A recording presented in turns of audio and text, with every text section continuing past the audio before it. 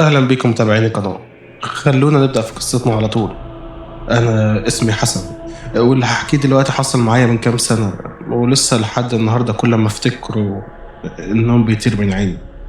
أنا ساكن في قرية صغيرة، عندي أرض زراعية، هي دي مصدر رزقي الوحيد.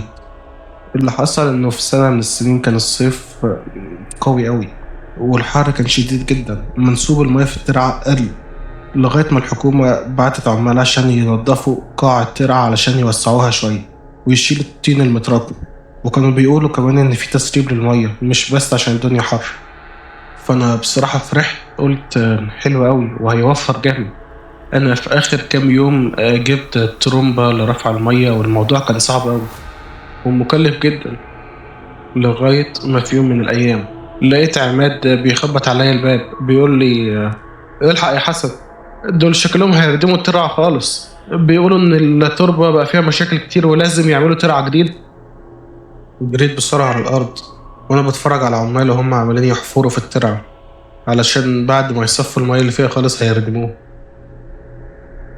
وأنا عمال أتفرج عليهم وهم بيعملوا كده وعناية كلها حسرة. كل شوية حد من العمال يقول إن هو لقى سنانير صيد، لقى قماش، بواقي أجزاء من جرار قديم ومتكسر ومرمي في الترعة. لغاية ما فجأة سمعنا صرخة عامل بيصرخ بصوت عالي أوي. طبعا كلنا جرينا عليه، كنا فاكرين إن هو واقع أو اتصاب أو إن في حاجة عورته. لكن اللي حصل إن إحنا أول ما وصلنا لقيناه واقف بيشاور على حتة في الأرض ووشه مصفر وكل علامات الخوف على وشه. تحت الطين كان ظاهر مدخل باب مصنوع من الطوب الأحمر، شكله مش طبيعي خالص. ازاي في طوب احمر موجود في تحت الترعه؟ كان عامل زي باب سرداب من تحت الارض، وكان عليه رسومات ونقوش غريبه. مين اللي عمل الباب ده؟ وهو الترعه اتعملت في ايه ولا في حد؟ احنا مبقناش فاهمين اي حاجه. وطبعا انتوا عارفين كالعاده كلام الناس، يعني اللي قالك ده قبر اثري وانه هيبقى جواه اثار فرعونيه، وفي اللي قالك لا ده مخزن قديم كان بيتشال فيه السلاح ايام الحرب. فضلنا كلنا نكلم نفسنا لغاية ما أنا وحاسس إن أنا لوحدي اللي سمعت الراجل ده وهو بيتكلم. كان الحاج عبد الرازق. الحاج عبد الرازق اللي ما يعرفش، هو عنده حاجة و80 سنة، الراجل قديم جدا وكل البلد عارفاه وبتحبه. لقيته بيقول بصوت واطي جماعة اقفلوا المكان ده وسيبوه، الحاجات دي مدفونة من سنين وسيبوها مدفونة، محدش يفتش في القديم.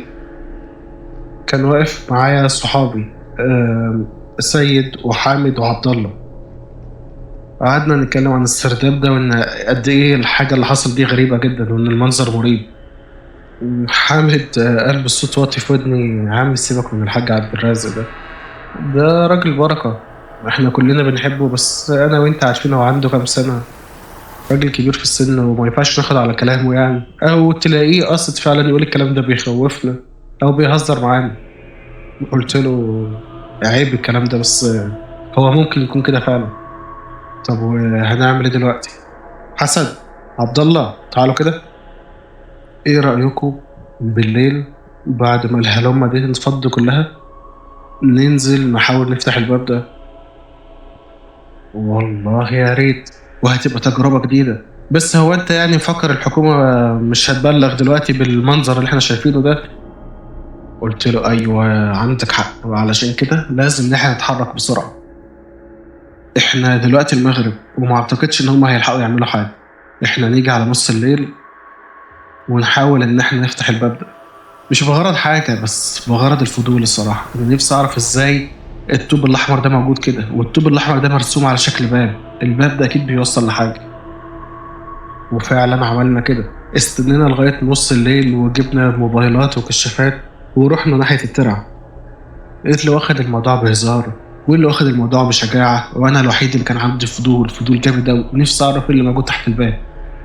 نطينا كلنا في الترعة في الجزء اللي مفهوش مية، ومش عارف شمينا ريحة غريبة وإن الجو متلج كده، بس قلنا أكيد يعني علشان كانت في مية هنا، والريحة دي ريحة عفن. حاولنا إن احنا نشيل الطوب الأحمر طوبة طوبة، لكن زي ما احنا كنا متوقعين جدا الطوب ده كان متماسك في بعضه وبيعمل زي شكل باب. زقناه كلنا مع بعض والباب فعلا اتفتح، نزلنا تحت لقينا فيه زي سرداب بسلم حجري طويل جدا. نزلنا على السلم وكل ما ننزل نحس إن الهواء بيقل، نحس إن إحنا بدأنا نتخنق، لغاية ما استحملنا شوية ومشينا ووصلنا لغاية ممر طويل أوي. الجدران كلها كانت معمولة من الحجر وعليها كتابات غريبة. دورنا بالكشافات كلنا وحاولنا نفهم المكتوب، لكن الحروف كانت بعيدة عن بعض ومتشقلبة، ما عرفناش نفهم أي حاجة. لكن في وسط الحروف دي كان في كلمة، يعني إحنا مش عارفين نقراها، بس إحنا حاسين إن هي متكررة في كل حتة، وكل شوية بنلاقي الكلمة دي مكتوبة على الحيطان، مكتوبة على السقف، مكتوبة على الأرض. حسن قال وهو بيضحك، واضح إن صاحب المكان كان بيحب الاسم ده أوي. طبعا محدش رد عليه ولا حد اهتم بالهزار اللي مش في وقته ده، لأن في نفس اللحظة سمعنا صوت نفس، أكن حد بينهج وواقف جنبنا.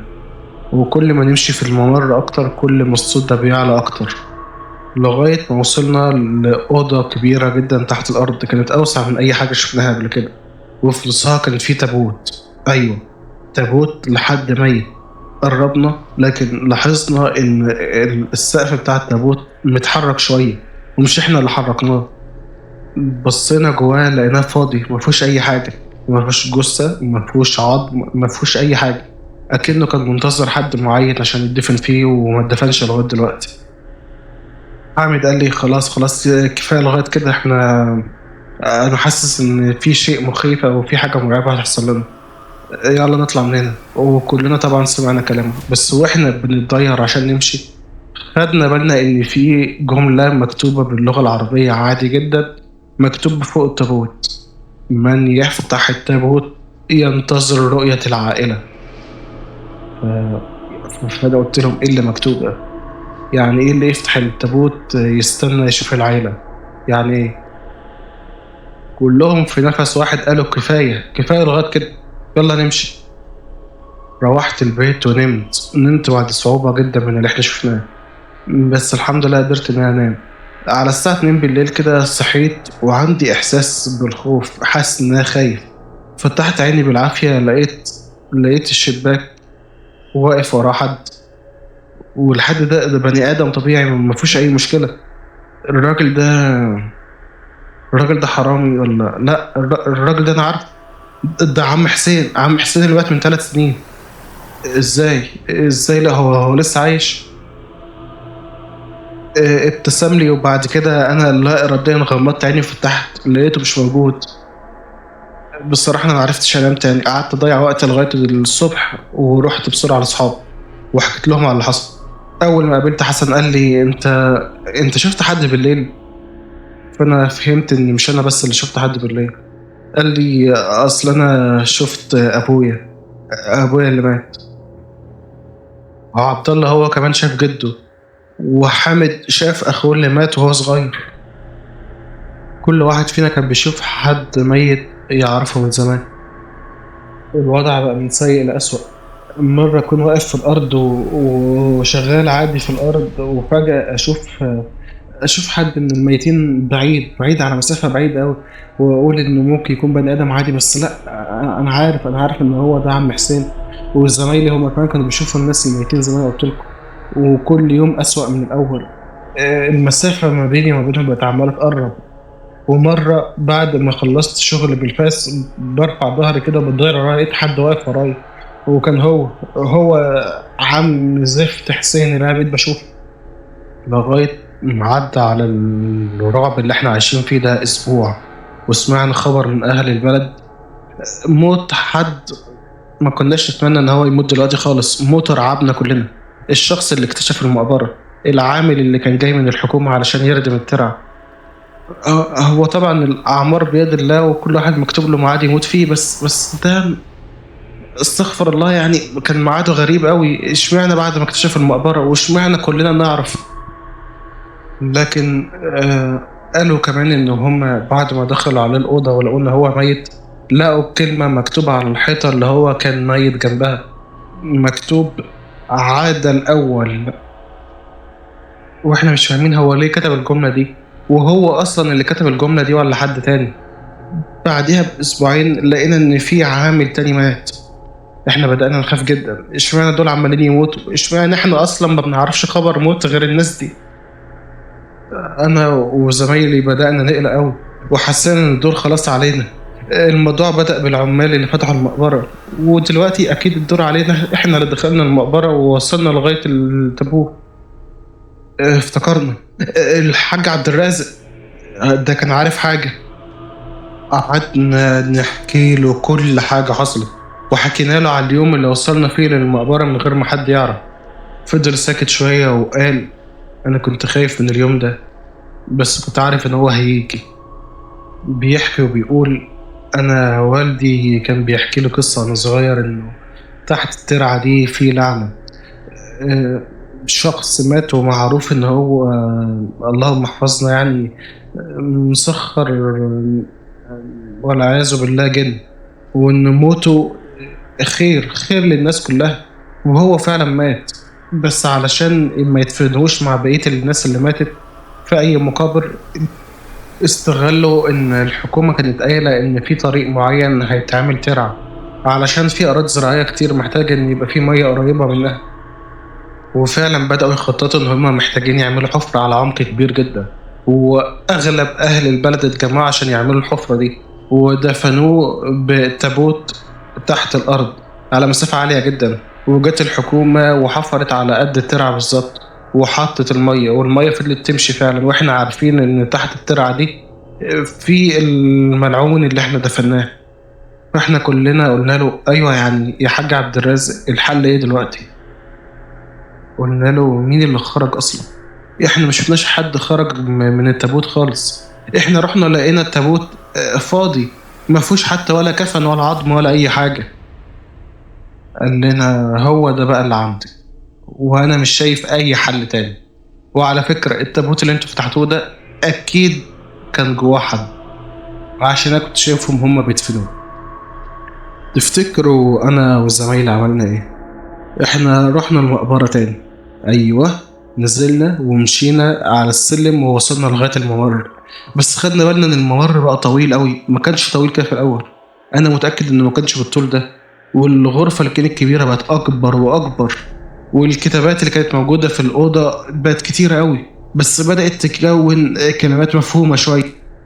بدأنا نشوف الكلمات بتكون أشكال لبني آدمين. اللي يبص للحيطة من بعيد كده يحس إن هو شايف صورة راس بني آدم، أكن في كذا راس بني آدم باصين لبعض أكنهم بيتكلموا. وفجأة واحنا ماشيين بدأنا نسمع صوت وشوشة جاي من كل حتة، لدرجة إن دماغنا وجعتنا قوي، وكنا عايزين نطلع ونجري ونقفل اللي احنا فتحناه ده. بس حاجة من جوانا تلاقي لازم نكمل، لازم نخلص من اللعنة اللي احنا فتحناها. فضلنا مكملين لغاية ما وصلنا للأوضة الكبيرة اللي فيها التابوت. بس المصيبة إن إحنا ما لقيناش التابوت أصلا. والكلمة اللي كانت موجودة على الجدار اللي هي بتاعت من يفتح التابوت يرى العائلة، ما لقيناهاش موجودة المرة دي. مش عارفين إيه اللي حصل. طلعنا نجري بسرعة وقفلنا باب السرداب ورانا، ورجعنا تاني للحاج عبد الرازق. قلنا له: بص، إحنا حاسين أنت مخبي علينا حاجة. احنا حاسين ان الحل مش في ان احنا نرجع تاني، احنا لو رجعنا تاني هنموت. احنا لازم نعرف كل حاجة. الراجل ده كان بيعمل ايه بالظبط؟ الراجل ده هو مدفون فعلا في التابوت تحت الترعة اللي كانت موجودة ولا لا؟ قال لنا: انا هحكي لكم كل حاجة.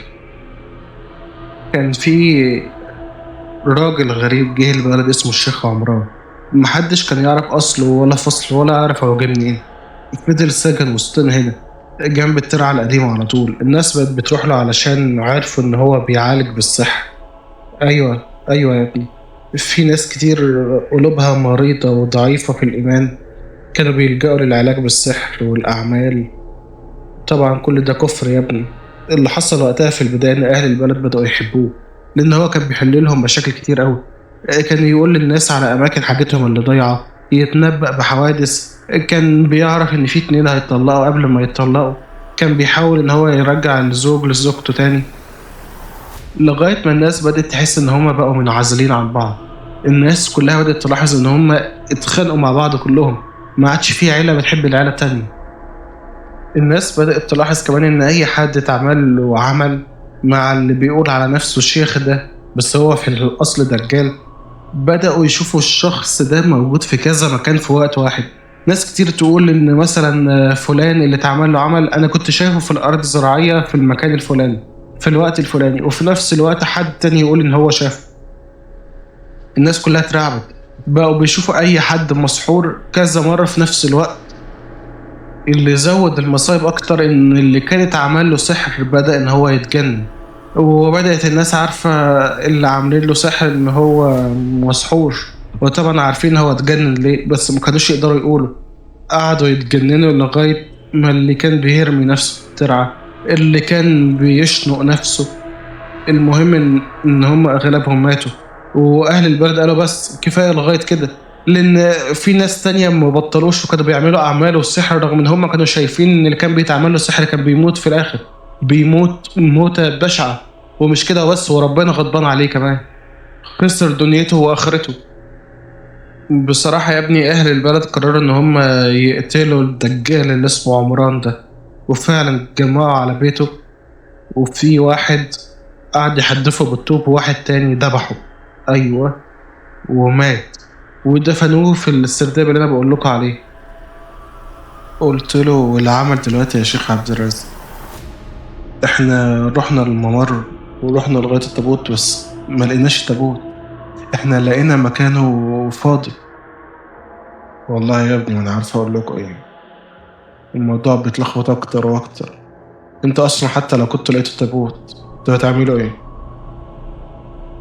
ادعي ربنا يا ابني يحلها من عنده. ايوه صح، ادعي ربنا. بس لقيت الحل، طلبت من زمايلي ان انا لازم اروح لوحدي المره دي. وصلت فعلا لغايه الباب وحاولت اشيله بصعوبه جدا لوحدي، ونزلت على السلم ودخلت في الممر.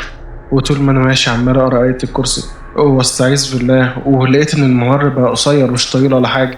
ووصلت لغايه الاوضه الواسعه اللي فيها التابوت، وفعلا لقيته، ما لقيتوش مخفي زي المره اللي فاتت. وقعدت ادعي ربنا ادعي ربنا لغايه ما سمعت صوت صويت ونار من كل حته. وفجاه جريت على التابوت بسرعه وقفلت السقف بتاع التابوت، وطلعت اجري اجري. وسمع من بره الشيخ عبد الرازق بيقول لي يا ابني انا حسيت ان انت عايز تحل المشكله فعلا، وان انت بتعمل كده. انا كمان قعدت ادعي لك من بره، مسكوا بايدي وطلعوني بسرعه. وانا حمدت ربنا، حسيت ان كده اللعنه اتفكت. حمدت ربنا انا والشيخ عبد الرازق، وزمايلي كمان عرفوا في تاني يوم ان احنا عملنا الحركه دي، وقعد هم كمان يشكروني ويحمدوا ربنا.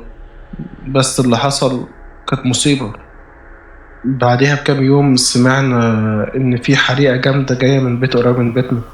جرينا بسرعة لقينا إن البيت ده مكون من 5 أفراد، 3 عيال وأبوهم وأمهم. الحريقة موتت أبوهم وأمهم و2 من الأولاد، لكن في واحد هو اللي فضل عايش. مش عارف ليه حسيت إن الموضوع ليه علاقة بالتابوت والترعة والمصايب اللي احنا فيها. قعدت أتكلم معاه، وبعد ما الموضوع هدي شوية قال لي أنا السبب، أنا اللي موتهم. أنا اللي كان عندي فضول وفتحت البوابة وقربت من التابوت وفتحت السقف بتاعه. قلت له إيه؟ أنت عملت كده؟ المصايب هترجع تاني، إحنا لازم نرجع بسرعة ونقفل التابوت ده. الموضوع مش واقف عند أهلك وبس، لأ، البلد بحالها كل يوم هيحصل لهم مصيبة. تعالى معايا دلوقتي وإحنا لازم أنا وأنت نقفل التابوت. قال لي طيب ماشي عندك حق. رحنا وكانت الكارثة، الحكومة خلاص ردمت الترع وعملت فوق السرداب ردم كتير قوي. محتاجين آلات حفر قوية جدا لأيام عشان نعرف نوصل السرداب تاني. أنا سبت البلد أنا وعيلتي كلها، وعشنا في بلد تانية خالص، وسيبنا أرضنا لأن إحنا عارفين المصايب اللي زمانها بتحصل في البلد دلوقتي. والقصة انتهت على كده. ما أعرفش بصراحة الزمايل حصل لهم إيه، ولا بقية أهل البلد بيحصل لهم إيه دلوقتي. ادعوا لهم. شكرا متابعين القناة، كده قصتنا خلصت عند كده. لو حابب أي جزء تاني من القصة، أو لو عندك قصة وحابب إن احنا نحكيها، يا ريت تكتبها لنا في الكومنتات وتعمل لنا لايك وسبسكرايب، عشان لسه في قصص أجمد من دي بكتير جاية الأيام الجاية. شكرا.